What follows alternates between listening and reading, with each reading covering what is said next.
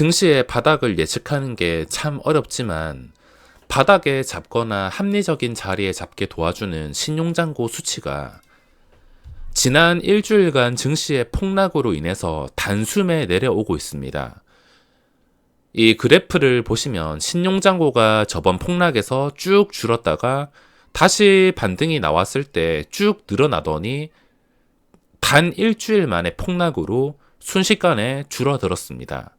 만약에 또 이런 연속적인 폭락이 나오게 된다면 신용잔고는 17조대가 아니라 16조, 15조까지 충분히 줄어들 수 있습니다. HTS는 아직 업데이트가 안 돼서 17조 9천억으로 찍혀 있지만 최근 가파른 하락으로 인해서 9월 29일 목요일 날짜 기준으로 신용잔고는 연내 최저치 근처인 17조 4,600억 정도까지 내려왔습니다. 제가 17조 5천억부터 설명을 드린다고 했는데 우선 제가 과거에 설명드린 표가 있습니다. 신용잔고를 1구간에서 3구간으로 나눠봤는데 이 과거에 말했던 기준은 지난 폭락인 2022년 6월 기준으로 말씀을 드렸으며 1구간이 17조에서 18조 정도, 2구간이 15조에서 17조, 16에서 17조가 될 수도 있고 이것보다 한 단계 낮은 구간을 2구간 그리고 그 이하를 3구간이라고 정했습니다. 근데 지난 하락에서는 1구간까지 밖에 오지 않았습니다. 더 떨어지는 게 아니라 6월에서 7월쯤에 신용잔고가 17조 중반 정도까지 줄었습니다. 더 줄어들진 않았습니다. 근데 그 뒤로 기술적 반등이 나왔다는 것은 지금 목표치를 낮출 수밖에 없습니다. 지난번처럼 똑같이 17조에서 18조를 설정하는 게 아니라 더 낮춘 이유가 증시가 반등했다가 다시 떨어지게 된다면 저점을 훨씬 더 낮출 수 있기 때문에 제가 실전 매매에서도 사용할 때 어떤 방법으로 매매를 하냐면 예를 들어서 내가 지금 시각으로 지금 당장 내가 이걸 눌림목으로 생각하고 매수를 해야 되는데 매수 놓쳐가지고 주가가 1, 2% 반등이 나왔다. 근데 다시 떨어진다고 제가 아까 매수를 넣었던 5,280원에 똑같이 매수를 넣는 게 아닙니다. 올라갈 거면 계속 올라가던가 해야 되는데 다시 내려왔다는 것은 분명히 악재가 선명해지는다는 뜻이 될 수 있기 때문에 그 다음 매매는 더 낮은 가격으로 설정을 해야 됩니다.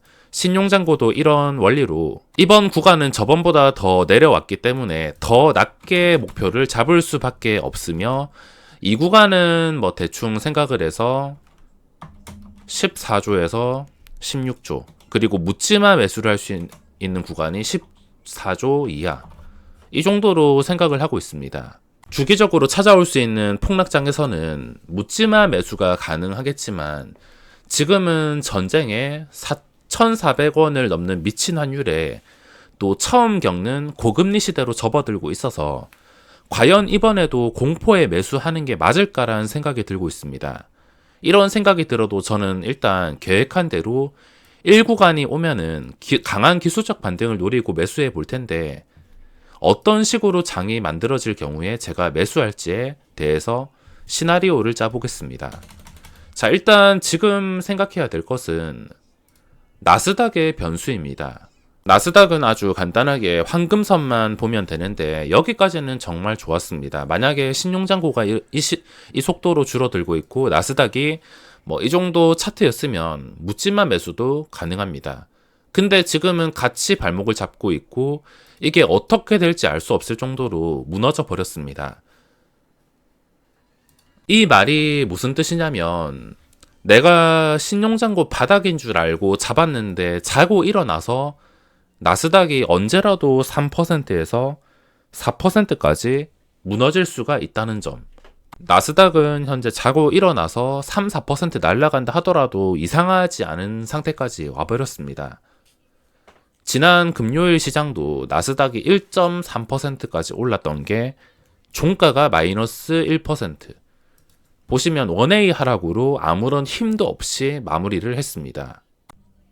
지금은 17조 4천억 정도까지 빠져 있는데 30일 것까지 계산을 한다면 더 빠져 있을 가능성이 높아서 30일 것까지 뭐 17조 초반이 맞춰질 수도 있는데 이 초반이 맞춰지면서 만약에 화요일 증시가 또 떨어지게 된다면 당연히 1구간 조건에 충족이 될 수가 있습니다. 근데 1구간 조건이 16조에서 17조 사이라서 딱 17조부터 매수를 하는 게 아니라 지금 상황이 너무 안 좋아 보인다면 16조 초반에서 노리는 방법도 있습니다. 이 사이이기 때문에 현재 상황을 반영했을 때 나스닥이 또 언제라도 무너질 수 있다는 점.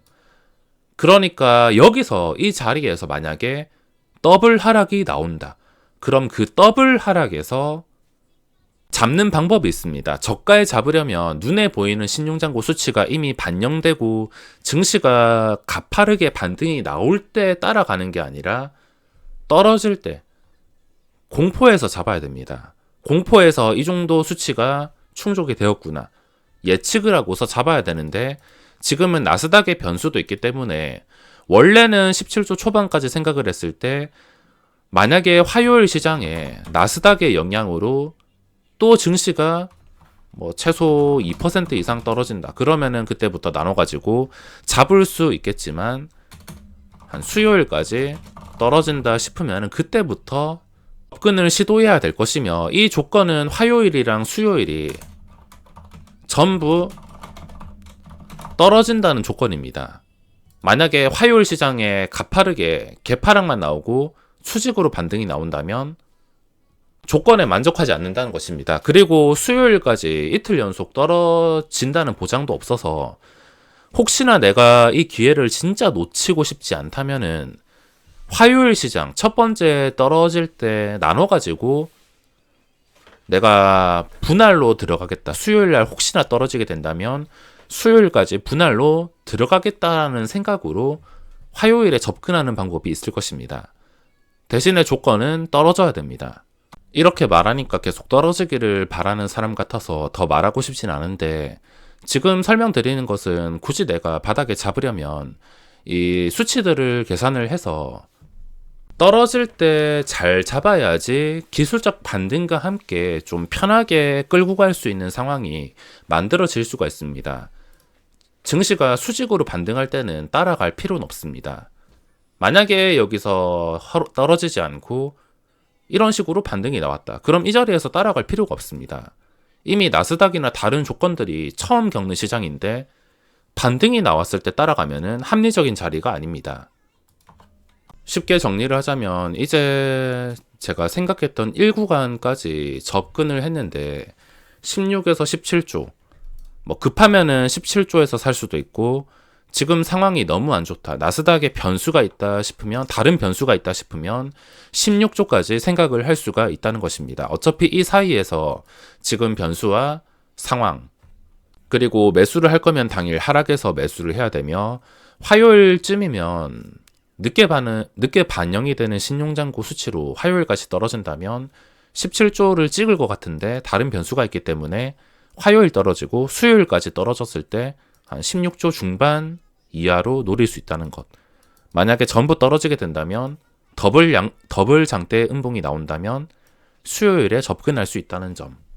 그리고 지금 나스닥에 변수가 있지만 또 수급에 대한 변수도 있습니다.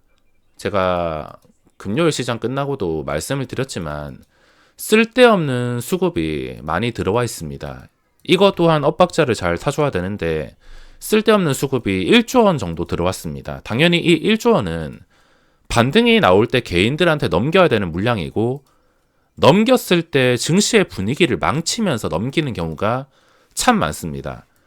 올릴 때도 뭐 증시를 올릴 때도 있고 올리지 못할 때도 있는데 내릴 때는 이게 하락에 영향을 확실하게 줄 수 있는 수급이기 때문에 이 1조 원이 다시 나온다를 생각한다면은 당연히 지금은 급하게 들어갈 필요가 없다는 것입니다.